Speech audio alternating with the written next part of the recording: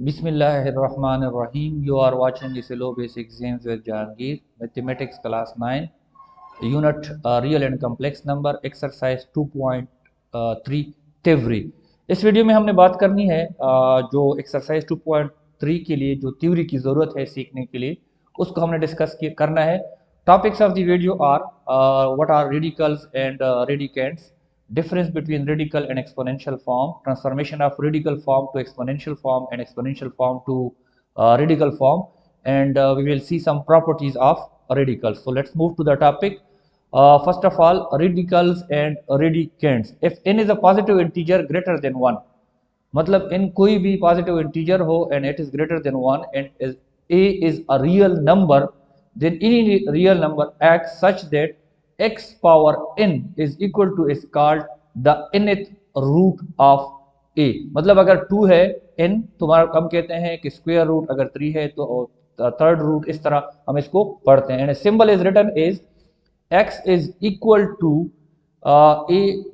ये जो रेडिकल है उसके ऊपर 3 हम इसको रूट भी कहते हैं, रूट ऑफ n, और x is equal to a and a power 1 over n. मतलब अगर 3 है तो यहाँ पे हम इसको इस तरह भी रिप्रेजेंट कर सकते हैं कि a power 1 over 3. In the radical a nth root, the symbol, ये सिंबल जो है is called the radical sign. n is called the index of the radical. n जो है उसको हम इंडेक्स ऑफ रेडिकल कहते हैं. And the real number under the radical sign is called radicand और बेस. यहाँ पे हमारे पास इसको देखें, ये जो निशान है इसको हम रेडिकल कहते हैं, साइन रेडिकल साइन कहते हैं, और ये जो n है इसको हम कहते हैं इंडेक्स ऑफ द रेडिकल, और ये जो a है जो अंडर रूट के अंदर है इसको हम रेडिकेंड कहते हैं या इसको हम बेस भी कहते हैं. अच्छा, रेडिकल फॉर्म और एक्सपोनेंशियल फॉर्म में डिफरेंस क्या है? In radical form radical sign is used. For example x is equal to a root of n is a radical form. x ये एग्जांपल है हमारे पास, root of 3 and x square root of 5 are example of radical form. And exponential form, exponential is used in place of radicands. उसमें जो है हमारे पास exponential form में रेडिकल का जो साइन है वो यूज नहीं होता, उसको हम पावर की सूरत में या एक्सपोनेंट की सूरत में लिखते हैं. For example x is equal to a power 1 over n is exponential form, या हम कहते हैं कि x पावर 3/2, z पावर या z power 2/7 are example of exponential form. Let's see some properties of radical. Let a and b belongs to a real number and m and n be positive integers. Then हमारे पास क्या है? a b radical of या root of n, इसको हम इस तरह भी लिख सकते हैं इज इक्वल टू, इसके अंदर जो दो इंटीजर्स हैं या दो रियल नंबर हैं उनको आप अलग अलग भी लिख सकते हो. मिसाल के तौर पर ये जो है a b है, a रूट ऑफ n और b रूट ऑफ n, इसको यहाँ पे हम अलग अलग भी लिख सकते हैं. दूसरी प्रॉपर्टी है, अगर दोनों की जो है ना इकट्ठे a divided by b root of n, इसको हम अलग अलग भी लिख सकते हैं, a root of n divided by b root of n. फिर हमारे पास अगर तीसरी प्रॉपर्टी है, एक रूट के अंदर दूसरा रूट आ रहा हो, मिसाल के तौर पर a जो है हमारे पास इसका रूट m है और होल का रूट जो है वो n है, इसको आप इकट्ठी भी कर सकते हो कि a root of n multiply m. मतलब ये जो दो रूट के जो वो है इंडेक्स हैं, इनको आप आपस में मल्टीप्लाई भी कर सकते हो और इसको एक रेडिकल में या एक रूट में भी चेंज कर सकते हो. फिर हमारे पास अगर हमारे पास इस फॉर्म में हो कि ये जो रियल नंबर है उसकी कोई पावर हो a पावर m और होल का जो वो हमारे पास रूट है वो n हो, तो आप इस तरह भी लिख सकते हो कि पहले a का जो रूट है n, उसकी होल का पावर आप m भी लिख सकते हो. इसी तरह पांचवी प्रॉपर्टी है कि अगर आपके रियल नंबर का जो पावर है वो रूट का जो इंडेक्स है वो सेम आ रहे हो, तो वो एक दूसरे को कैंसिल करेंगे और फिर उससे हमारे पास a आएगा, मतलब वो रियल नंबर आएगा. तो ये हमारे पास 5 प्रॉपर्टीज हैं.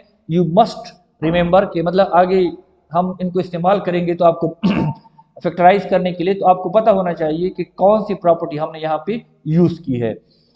उसके बाद हमारे पास आते हैं transformation of an expression in radical form into exponential form.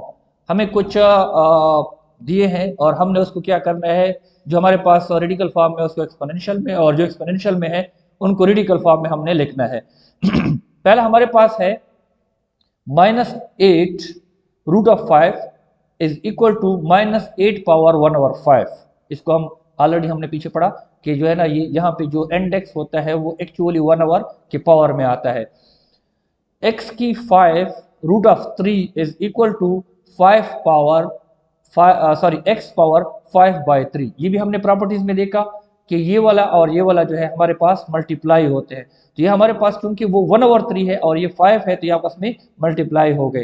तो ये हमने कहाँ पे देखा था, यहाँ पे हमने देखा था कि ये क्या है, इसको आप आपस में मल्टीप्लाई भी कर सकते हो। अच्छा, उसके बाद तीसरे में है हमारे पास है y पावर 3/4।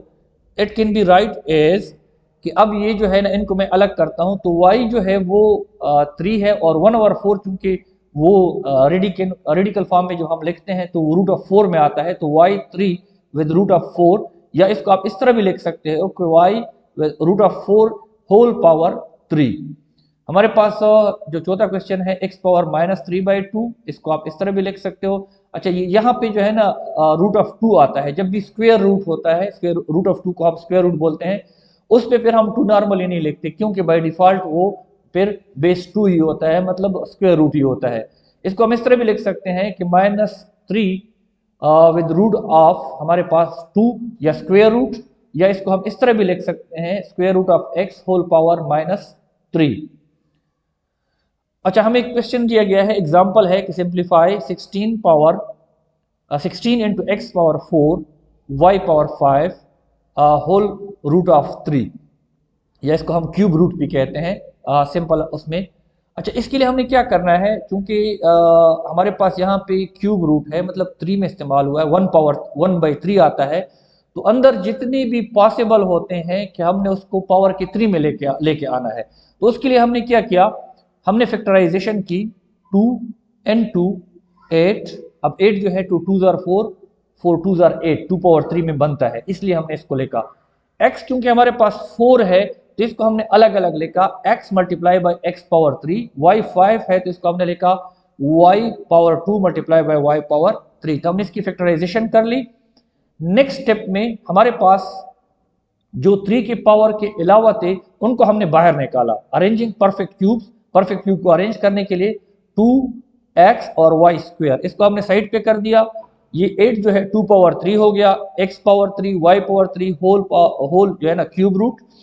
फिर उसके बाद हमने क्या किया, वो जो प्रॉपर्टीज में हमने पढ़ा था, इसको जो परफेक्ट क्यूब वाले हैं और जो परफेक्ट क्यूब वाले नहीं है उनको अलग अलग कर दिया, दोनों अलग अलग वो हो गए। प्रॉपर्टी 1 हम प्रॉपर्टी 1 में डिस्कस कर चुके हैं। फिर हमने क्या किया, फिर इन तीनों को हमने क्या कर दिया, अलग अलग कर दिया। आपस में मल्टीप्लाई हो रहे हैं तो हम अलग अलग कर सकते हैं, तो हमने इनको भी वो कर दिया।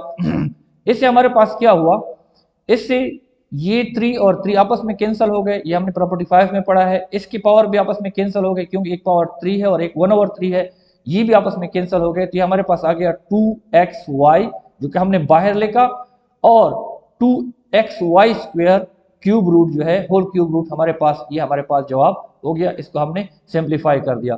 Thanks for watching, but don't forget to subscribe our channel and share with others for their educational help. मिलते हैं नेक्स्ट वीडियो में, अपना बहुत ज़्यादा ख्याल रखिएगा। अल्लाह हाफिज़।